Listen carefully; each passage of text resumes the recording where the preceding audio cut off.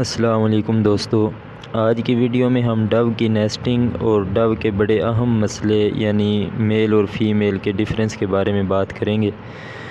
تو میں آپ کو بتاؤں گا کہ آپ نے ڈو کو نیسٹنگ کس طرح کر کے دینی ہے، اور اس کے علاوہ 3 طریقے بتاؤں گا جس سے آپ بڑی آسانی سے پہچان لیں گے کہ آپ کے ڈو میں سے میل کون سا ہے اور فیمیل کون سی ہے۔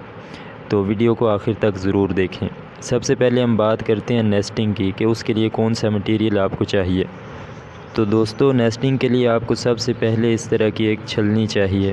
آپ کوئی پلاسٹک کی چھوٹی ٹوکری بھی استعمال کر سکتے ہیں، لیکن اس طرح کی چھلنی اگر یوز کریں تو اس کے ساتھ یہ ہے کہ اس کو باندھنا آسان ہوگا کیج کے اندر۔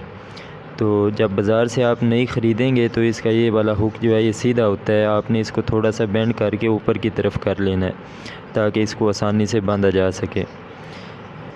تو چھلنی کے بعد آپ کو اس کے اندر رکھنے کے لیے گھاس چاہیے۔ تو بہتر یہ ہے کہ آپ ناریل کا گھاس استعمال کریں، کیونکہ ایک تو یہ آسانی سے مل جائے گا اور دوسرا برڈز بھی اس کو خوش ہو کے یوز کرتے ہیں۔ آپ نے اس بات کا خیال رکھنا ہے کہ یہ گھاس خشک ہو، گیلا نہ ہو۔ تو آپ نے اس کا ایک دو تنکے ایسے کر کے الگ کر لینے ہیں۔ یہ چونکہ تھوڑا سخت ہوتا ہے تو آپ نے اگر مشکل پیش آ رہی ہو تو آپ نے اس کو ہتھوڑی وغیرہ کی مدد سے کوٹ لینا ہے۔ ہتھوڑی آپ اس کے اوپر آہستہ آہستہ مارتے جائیں، تو جیسے جیسے اس کو کوٹیں گے یہ نرم ہوتا جائے گا اور اس کی سختی ختم ہو جائے گی، پھر یہ تنکے آسانی سے الگ الگ ہو سکیں گے۔ تو آپ آہستہ آہستہ اس کو کوٹتے جائیں۔ جب سارا کوٹ لیں تو پھر اس کے بعد آپ اس کو ایک دو تنکے کر کے الگ کر لیں۔ اس کے علاوہ جو عام گھاس ہے وہ بھی آپ رکھ سکتے ہیں، لیکن اس میں بھی یہ خیال رکھنا ہے کہ وہ بھی خشک ہونا چاہیے، گیلا گھاس اس کے اندر نہیں رکھنا۔ تو وہ بھی آپ اگر گیلا لے کر آتے ہیں تو اس کو 1-2 دن آپ دھوپ میں رکھ کے خشک کر سکتے ہیں، اور خشک کرنے کے بعد آپ چھلنی میں نیسٹنگ کے لیے ان کو دے سکتے ہیں۔ اس کے علاوہ آپ نے اس بات کا بھی خیال رکھنا ہے کہ اگر آپ کوئی اور گھاس استعمال کر رہے ہیں تو بہت سارے گھاس ایسے ہوتے ہیں جن کے اندر کیڑے مکوڑے بہت جلدی بن جاتے ہیں۔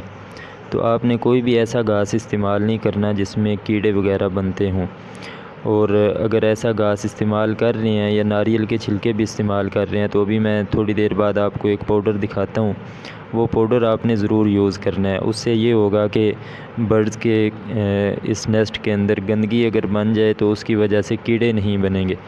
تو آپ نے وہ پاؤڈر بھی ابھی میں آپ کو دکھا دیتا ہوں، وہ ضرور یوز کرنا ہے۔ تو اس طرح کر کے تنکے آپ کر لیں اور پھر اس کو ترتیب کے ساتھ چھلنی کے اندر رکھتے ہیں۔ تو سب سے پہلے اگر آپ چھلنی میں کوئی موٹا سا کپڑا رکھ لیں تو بڑی اچھی بات ہے، کیونکہ اس کا مقصد ہوتا ہے کہ ہوا کراس نہ ہو۔ اگر نیچے سے ہوا لگتی رہے گی تو انڈے جو ہے وہ اسے خراب ہونے کا خطرہ ہوتا ہے۔ لیکن اگر نہ بھی رکھیں تو پھر گھاس کو اچھی طرح رکھنا ہے تاکہ نیچے سے ہوا اوپر نہ لگے۔ تو آپ نے جب اتنا سا گھاس رکھ لینا ہے تو اس کے بعد جس پاؤڈر کی میں بات کر رہا تھا وہ پاؤڈر آپ بازار سے خرید لیں، آپ کو بڑی آسانی سے مل جائے گا۔ تو وہ اس کے اوپر چھڑک دینا ہے۔ بہت زیادہ چھڑکاؤ نہیں کرنا، کیونکہ اگر زیادہ چھڑکاؤ کریں گے تو برڈز کے لیے بھی خطرناک ہو سکتا ہے۔ تو تھوڑا بہت آپ نے اس کے اندر چھڑکاؤ کر دینا ہے جس سے کیڑے وغیرہ نہ بنیں اور برڈز کے لیے کسی قسم کا یا چکس کے لیے کسی قسم کا کوئی جو خطرہ ہے وہ پیدا نہ ہو سکے۔ اس کے بعد آپ نے اس کے اوپر مزید گھاس رکھ دینا ہے۔ تو اس کو بھرنا نہیں ہے بلکہ تھوڑی سی گہرائی اس کی رہنی چاہیے، کیونکہ ابھی ہم کچھ گھاس جو ہے وہ کیج کے اندر بھی رکھیں گے تاکہ برڈز اس کو اپنی مرضی کے مطابق بھی ایڈجسٹ کر سکیں اور اپنی پسند کا نیسٹ جو ہے وہ بنا سکیں۔ گھاس رکھنے کے بعد آپ نے شٹرنگ والی تار لینی ہے اور اس کے 2 پیس پلاس کی مدد سے آپ نے اتار لینے ہیں۔ شٹرنگ والی تار جو ہے برڈز لور کے لیے بہت ضروری ہوتی ہے۔ کئی دفعہ کیج کا جو سوراخ وغیرہ ہو اس کو بند کرنا پڑتا ہے، تب بھی اس کی ضرورت پیش آتی ہے، اور مٹکیاں باندھنی ہوں تب بھی اس کی ضرورت پیش آتی ہے۔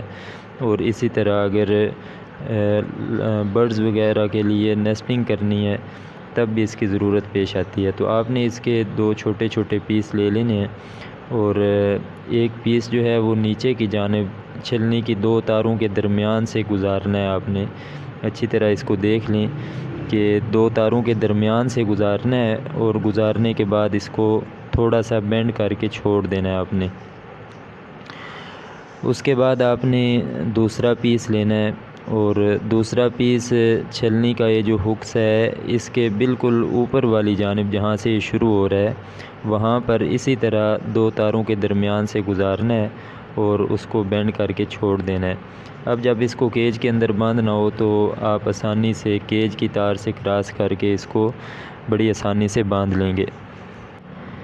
تو دوستو اب ہم بات کرتے ہیں ڈو کے اندر میل اور فیمیل کے ڈفرینس کے بارے میں کہ ان کے درمیان کیا ڈفرینس ہوتا ہے اور ہم کیسے پہچان سکتے ہیں کہ یہ میل ہے اور یہ فیمیل ہے۔ تو یہ کوئی اتنا مشکل نہیں ہے، آپ اچھی طرح دیکھ لیں تو آپ بڑی آسانی سے پہچان لیں گے کہ میل کون سا ہے اور فیمیل کون سا ہے۔ تو سب سے پہلے جو طریقہ ان کی پہچان کا ہے وہ ان کی آنکھوں سے دیکھا جاتا ہے کہ میل کی جو آنکھ ہوتی ہے اس کے گرد ریڈ کلر کا جو سرکل آپ کو نظر آ رہا ہے یہ تھوڑا سا موٹا ہوتا ہے اور تھوڑا سا ابھرا ہوا ہوتا ہے، اس کے اندر گوشت ریڈ کلر کا تھوڑا زیادہ ہوتا ہے۔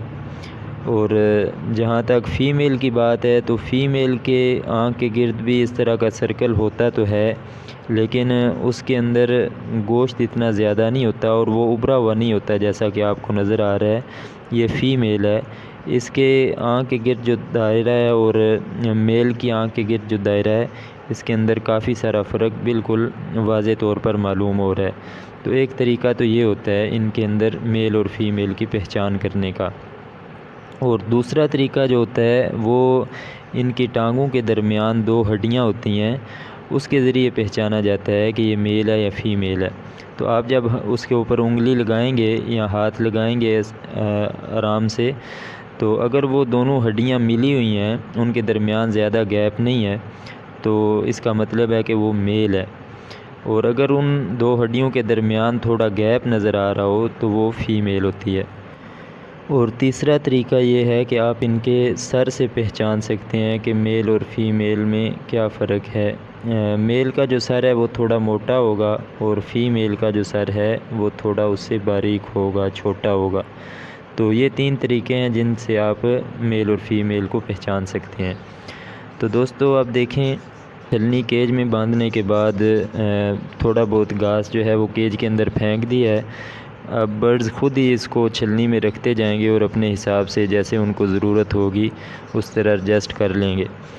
تو دوستو آپ نے ان 2 باتوں کا خیال رکھتے ہوئے ہمیشہ بریڈ لینے کی کوشش کرنی ہے کہ سب سے پہلے تو میل فیمیل کی پہچان آپ کو ہونی چاہیے، کہیں ایسا نہ ہو کہ آپ دونوں میل یا دونوں فیمیل لگا دیں اور بریڈ نہ آئے تو آپ پریشان ہو جائیں۔ تو سب سے پہلے میل اور فیمیل کی پہچان کر کے ان کا پیر لگائیں اور اس کے بعد اسی طرح نیسٹنگ بنا کے دیں۔